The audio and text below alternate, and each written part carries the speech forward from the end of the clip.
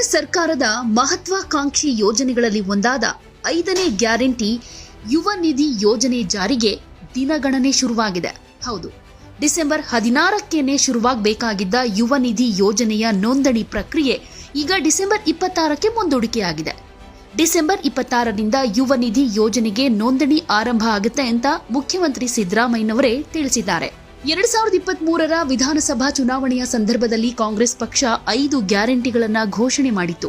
ಅದರಲ್ಲಿ ಯುವ ನಿಧಿ ಯೋಜನೆ ಅತ್ಯಂತ ಪ್ರಮುಖವಾದ್ದು.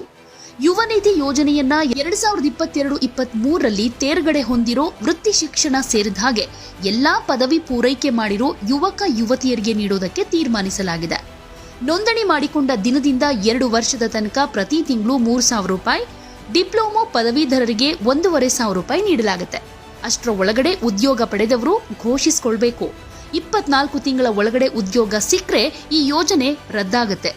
ಯುವಕ ಯುವತಿ ಹಾಗೂ ತೃತೀಯ ಲಿಂಗಿಗಳಿಗೂ ಕೂಡ ಈ ಯೋಜನೆ ಅನ್ವಯವಾಗುತ್ತೆ. ಪ್ರಸಕ್ತ ಹಣಕಾಸು ವರ್ಷದಲ್ಲಿ ಈ ಯೋಜನೆಗೆ ಬಜೆಟ್ನಲ್ಲಿ 250 ಕೋಟಿ ರೂಪಾಯಿಯನ್ನ 2023-24ನೇ ಹಣಕಾಸು ವರ್ಷಕ್ಕೆ 1,500 ಕೋಟಿ ರೂಪಾಯಿ, 2024-25ನೇ ಹಣಕಾಸು ವರ್ಷಕ್ಕೆ 2,500 ಕೋಟಿ ರೂಪಾಯಿಗೆ ಹೆಚ್ಚಿಸಲಾಗುತ್ತೆ ಅಂತ ಎಚ್.ಕೆ. ಪಾಟೀಲ್ ಅವರು ಹೇಳಿದ್ದಾರೆ. ಇನ್ನು ಈ ಯುವ ನಿಧಿಗೆ ಯಾರೆಲ್ಲ ಅರ್ಜಿ ಸಲ್ಲಿಸಬಹುದು ಗೊತ್ತಾ? ಯುವ ನಿಧಿ ಯೋಜನೆಗೆ 2022-23ರಲ್ಲಿ ತೇರ್ಗಡೆಯಾಗಿರೋ ಪದವೀಧರ ಹಾಗೆ ಡಿಪ್ಲೊಮೊ ಉತ್ತೀರ್ಣರಾದ ನಿರುದ್ಯೋಗಿಗಳು ಅರ್ಜಿ ಸಲ್ಲಿಸಬಹುದು.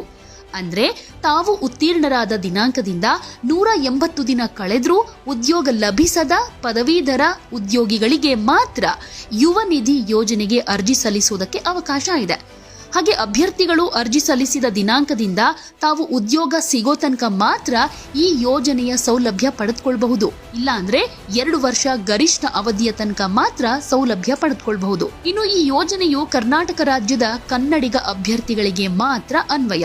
ಈ ಯೋಜನೆಗೆ ಅರ್ಜಿ ಸಲ್ಲಿಸುವುದಕ್ಕೆ ಸೇವಾ ಸಿಂಧು ಪೋರ್ಟಲ್ನಲ್ಲಿ ಅವಕಾಶ ಇದ್ದು, ಅರ್ಜಿ ಸಲ್ಲಿಕೆ ಪ್ರಕ್ರಿಯೆ ಡಿಸೆಂಬರ್ 26ರಿಂದ ಶುರುವಾಗುತ್ತೆ. ಅರ್ಜಿ ಸಲ್ಲಿಸಿ ಆಯ್ಕೆಯಾದ ಫಲಾನುಭವಿಗಳಿಗೆ ಯುವ ನಿಧಿ ಯೋಜನೆಯ ಹಣವನ್ನ ಡಿಬಿಟಿ ಮೂಲಕ ಒದಗಿಸಲಾಗುತ್ತೆ ಎನ್ನಲಾಗಿದೆ. ಅರ್ಜಿ ಸಲ್ಲಿಸುವುದಕ್ಕೂ ಮುಂಚೆ ಈ ಅಂಶಗಳು ನಿಮ್ಮ ಗಮನದಲ್ಲಿರಲೇಬೇಕು. ಏನಂದ್ರೆ, ಯುವ ನಿಧಿ ಯೋಜನೆಗೆ ಅರ್ಜಿ ಸಲ್ಲಿಸೋರು ನಿರುದ್ಯೋಗ ಸ್ಥಿತಿಯ ಬಗ್ಗೆ ಸ್ವತಂತ್ರ ಪರಿಶೀಲನೆ ಇಟ್ಕೊಂಡಿರಬೇಕು. ಉದ್ಯೋಗ ಪಡೆದುಕೊಂಡಿದ್ರು ಕೂಡ ಯುವ ನಿಧಿ ಯೋಜನೆಯ ಲಾಭವನ್ನ ಮುಂದುವರಿಸಿಕೊಂಡು ಹೋದ್ರೆ ದಂಡ ವಿಧಿಸಲಾಗುತ್ತೆ ಅಂತ ಸರ್ಕಾರ ಹೇಳಿದೆ. ಅಂದ್ರೆ ಅರ್ಜಿ ಸಲ್ಲಿಸೋ ಅಭ್ಯರ್ಥಿಗಳು ತಾವು ನಿರುದ್ಯೋಗಿಗಳು ಅಂತ ಸ್ವಯಂ ಘೋಷಣೆ ಮಾಡಿಕೊಳ್ಬೇಕು. ಇದಕ್ಕಾಗಿ ಪ್ರಮಾಣ ಪತ್ರವನ್ನ ಸಲ್ಲಿಸಬೇಕು.